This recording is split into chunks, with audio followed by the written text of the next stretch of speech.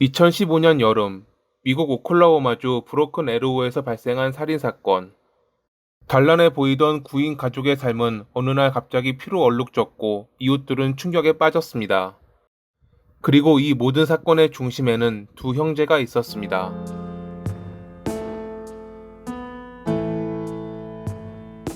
베버 가족은 총 9명으로 구성되어 있었습니다.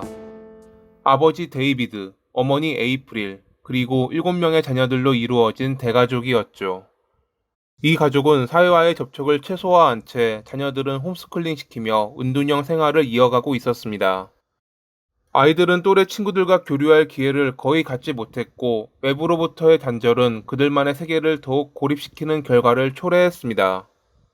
데이비드와 에이프릴은 자녀들을 외부 세계로부터 철저히 보호하려 했습니다. 이웃들에 따르면 그들의 집은 항상 블라인드가 내려가 있었고 가끔 밖으로 나와도 자녀들이 이웃들과 대화하지 못하게 막았습니다. 이러한 과잉 보호는 오히려 자녀들에게 왜곡된 현실 인식을 심어주는 계기가 됐습니다. 이웃들은 이러한 가족을 불가사의하게 여기면서도 일종의 동정심을 품고 있었다고 합니다.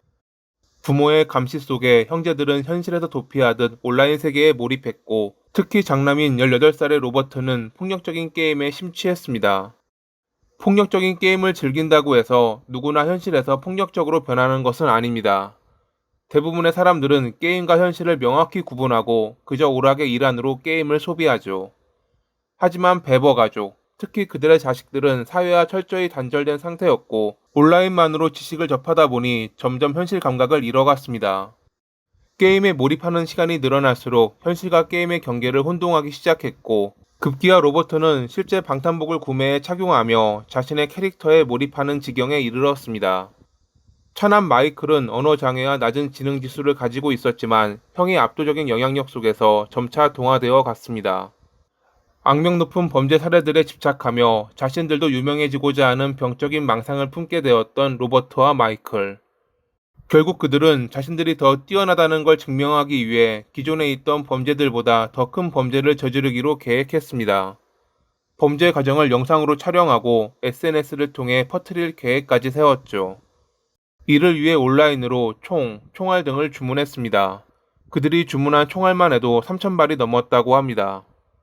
이것들은 2015년 7월 23일 집으로 배송될 예정이었고 로버트와 마이클은 총이 오기 전날 밤에 첫 범행을 저지르기로 결정했습니다. 그들의 범행 계획은 가족 구성원들을 먼저 제거한 뒤 총이 배송되면 다른 지역으로 이동해 범행을 저지르겠다는 것이었습니다. 7월 22일 저녁, 평소처럼 가족은 늦게까지 청소하며 평화로운 시간을 보내고 있었습니다. 어머니 에이프릴은 자녀들과 한밤중 청소를 즐기는 전통을 이어오고 있었으며 가족은 다소 독특하지만 나름의 평화를 누리고 있었습니다. 하지만 이 고요한 일상은 한순간에 파괴되고 말았습니다. 저녁 11시 반 무렵, 에이프릴은 딸 크리스탈을 불러 오빠들에게 설거지를 시키라고 지시했습니다. 크리스탈이 오빠들의 방에 들어가자 마이클은 그녀를 책상 쪽으로 유도한 뒤 갑작스럽게 흉기로 공격했습니다. 그녀는 상처를 입고 물러났지만 로버트는 그 뒤를 이어 공격을 가해 목에 자상을 입혔죠. 상처를 입고도 필사적으로 탈출해 문 밖으로 도망쳤던 크리스탈은 결국 기절하고 말았습니다. 소란을 들은 에이프릴이 달려오자 로버트는 어머니에게도 흉기를 휘둘러 살해했습니다. 그 뒤로 그들은 다른 동생들을 속여 방 밖으로 유인한 뒤 같은 방식으로 살해했죠. 삼남인 데니얼은 아버지의 사무실로 도망쳤지만 형들의 거짓된 간청에 문을 열었다가 희생되었습니다. 그나마 그는 죽기 전 911에 전화를 걸어 도움을 요청했고 이 신고는 사건 해결의 실마리가 되었습니다.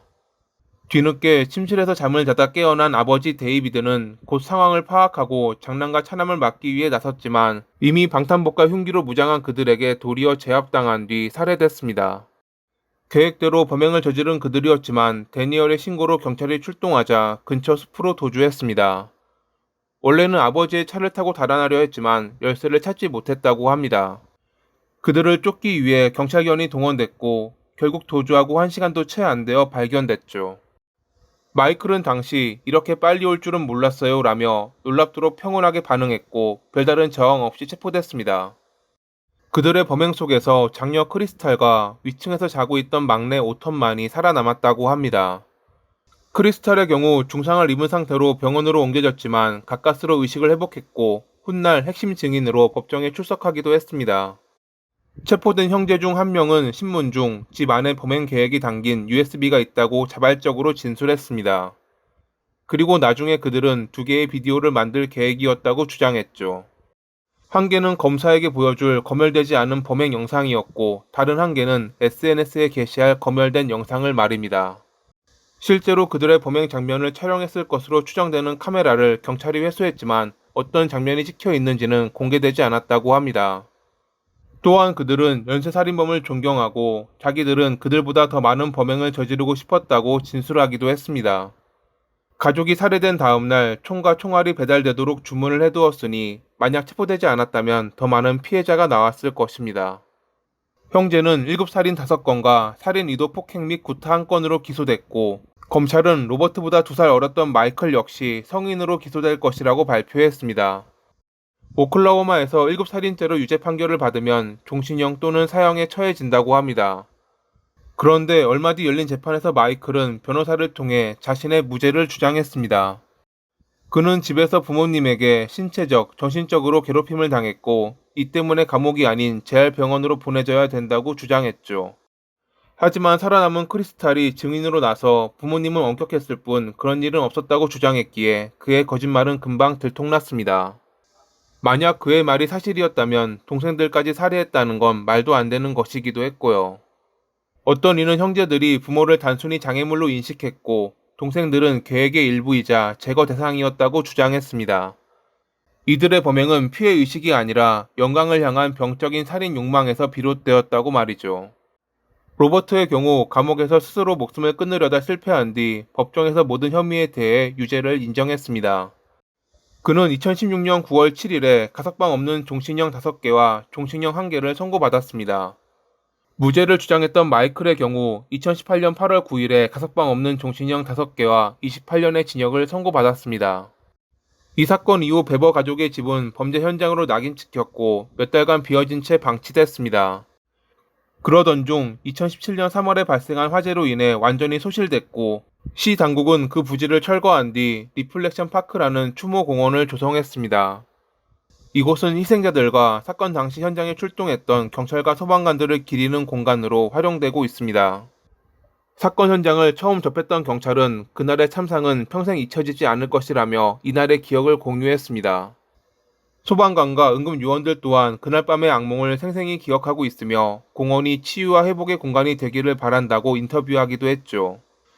오늘의 이야기는 폐쇄된 환경에서 삐뚤어진 정보를 습득한 결과가 얼마나 끔찍한 비극을 낳을 수 있는지를 보여주는 대표적인 사례입니다. 이는 단지 한 가족의 비극을 넘어 현대사회의 경각심을 일깨우는 경고로 남아야 할 것입니다. 다시는 이런 일이 반복되지 않기를 바라며 오늘의 이야기를 마칩니다. 항상 시청해 주셔서 감사합니다.